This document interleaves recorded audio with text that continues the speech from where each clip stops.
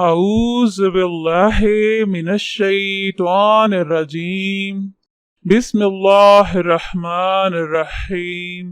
السلام علیکم بہنوں اور بھائیوں، آپ کا خوش آمدید ہے کہ چینل میں۔ آج ہم آپ کو بتانے والے ہیں حضرت خباب بن الارت کی تکلیفوں کے بارے میں بیان۔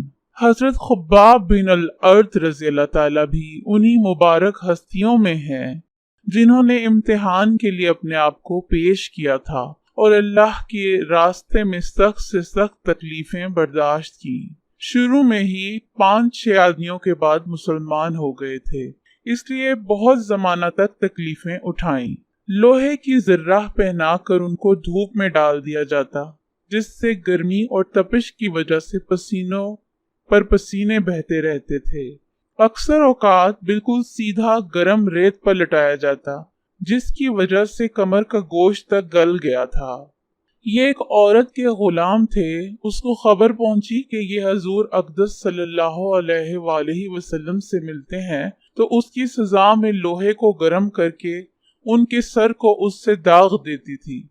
حضرت عمر رضی اللہ تعالی عنہ نے ایک مرتبہ عرصہ کے بعد اپنے زمانہ خلافت میں حضرت خباب رضی اللہ تعالیٰ سے ان تکالیف کی تفصیل پوچھی جو ان کو پہنچائی گئیں، تو انہوں نے عرض کیا کہ میری کمر دیکھیں۔ حضرت عمر رضی اللہ تعالیٰ نے کمر دیکھ کر فرمایا کہ ایسی کمر تو کسی کی دیکھی ہی نہیں۔ انہوں نے عرض کیا کہ مجھے آگ کے انگاروں پر ڈال کر گھسیٹا گیا، میری کمر کی چربی اور خون سے وہ آگ بجھی۔ ان حالات کے باوجود جب اسلام کو ترقی ہوئی اور فتوحات کا دروازہ کھلا تو اس پر رویا کرتے تھے کہ خدا نہ خواستہ ہماری تکالیف کا بدلہ کہیں دنیا میں ہی تو نہیں مل گیا۔ حضرت خباب رضی اللہ تعالیٰ کہتے ہیں کہ ایک مرتبہ حضور اقدس نے خلاف عادت بہت ہی لمبی نماز پڑھی۔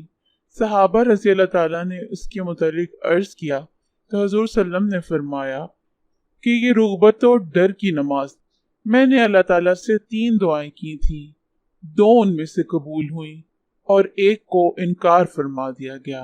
میں نے یہ دعا کی کہ میری ساری امت قحط سے ہلاک نہ ہو جائے، یہ دعا قبول ہو گئی۔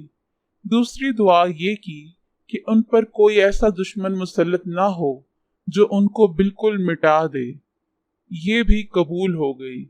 تیسری دعا یہ کی کہ ان میں آپس میں لڑائی جھگڑے نہ ہوں، یہ بات منظور نہیں ہوئی۔ حضرت خباب رضی اللہ تعالیٰ کا انتقال 37 سال کی عمر میں ہوا اور کوفہ میں سب سے پہلے صحابی یہی دفن ہوئے۔ ان کے انتقال کے بعد حضرت علی کرم اللہ وجہہ کا گزر ان کی قبر پہ ہوا تو ارشاد فرمایا، اللہ خباب رضی اللہ تعالیٰ پر رحم فرمائے، اپنی رغبت سے مسلمان ہوا اور خوشی سے ہجرت کی اور جہاد میں زندگی گزار دی، مصیبتیں برداشت کی۔ مبارک ہے وہ شخص جو قیامت کو یاد رکھے اور حساب و کتاب کی تیاری کرے اور گزارا کے قابل مال پر قناعت کرے اور اپنے مولا کو راضی کر لے۔ حقیقت میں مولا کو راضی کر لینا انہی لوگوں کا حصہ تھا، ان کی زندگی کا ہر کام مولا کی رضا کے واسطے تھا۔ حوالہ حکایات صحابہ۔ اللہ پاک ہمیں بھی اسلام اور ایمان پر قائم رکھنے کی توفیق عطا فرمائے، ہمیں اپنے نفس کے جہاد میں کامیاب بنائے۔ اس ویڈیو کو لوگوں کے ساتھ شیئر کریں تاکہ وہ جان سکیں کہ ہمارے صحابہ نے کتنی تکلیفیں برداشت کی اسلام کا بول بالا کرنے کے لیے۔ شکریہ۔